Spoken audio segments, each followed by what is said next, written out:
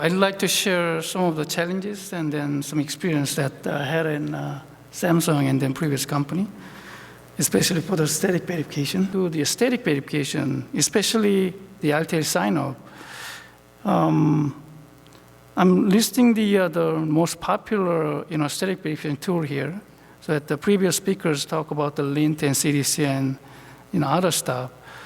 But let me just give you one example for the CDC, since I've been working on the CDC problem with Prakash for a while.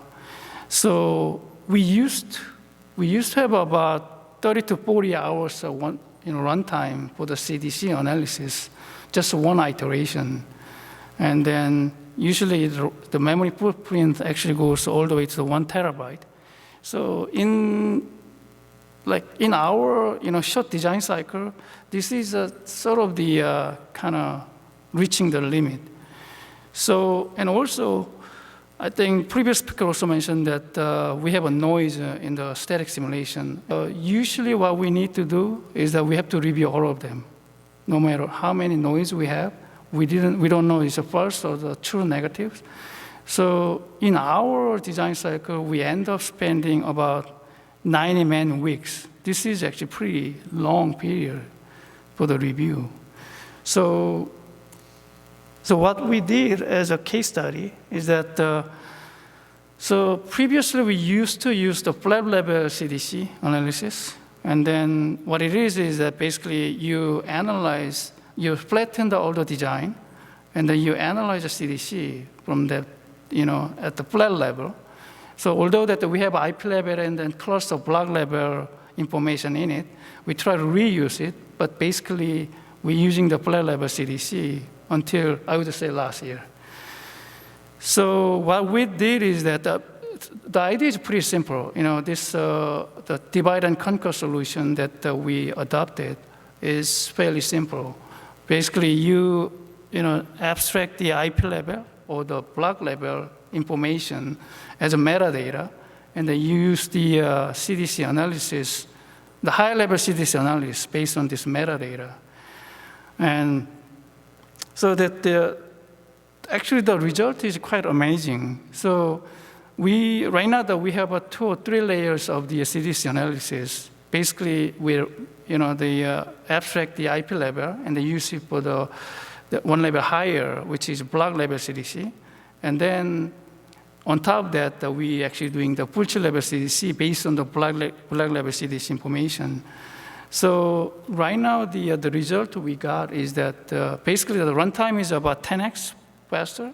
So we used to spend 30 to 40 hours on the actual CDC run, and then we are able to reduce to all the way to 3 hours. So we can have the multiple iteration per day.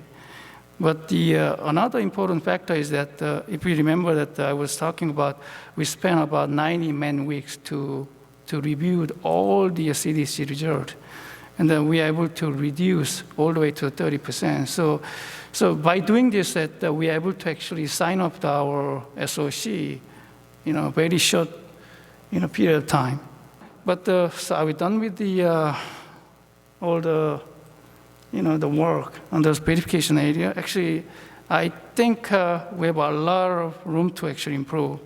For example, so I didn't really talk about the formal verification before, but if you look at anybody who worked on the formal verification, we had a very good improvement last 10 years, and then formal verification become one of the major verification engine. But if you look at what size it can handle, usually it becomes a 1 to about 10 million gate that it can handle.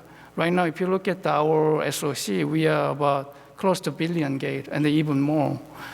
So the other one that we actually need to look at together is that, as I mentioned, that the CDC, we spend a lot of time on the debug. And if you look at the many other static tools, we actually reviewing a lot of the noises and the false negative. So I'm hoping that we have a better way of reviewing all of them. I mean, in DEC and then other conferences, we talk about the machine learning a lot. And then to me, it makes a lot of sense because that if you look at the verification process, it generates a lot of data.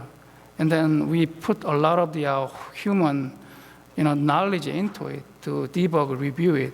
Somehow that if we can collect all the information that we're putting together, I think that it could help us to actually reduce our review time as well. And then some of the things that I'd like to actually pose in the panel is that so usually the functional verification, as you mentioned, that it can actually have a multiple choices for the verification engine. But for the static, we purely, relying on our generic, compute servers.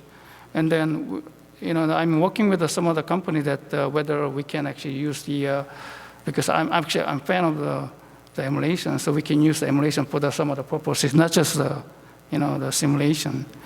So these are the actually areas that we are looking at in our company, and then we try to reduce our TAT, turnaround time, last actually couple of years, right? Thank you.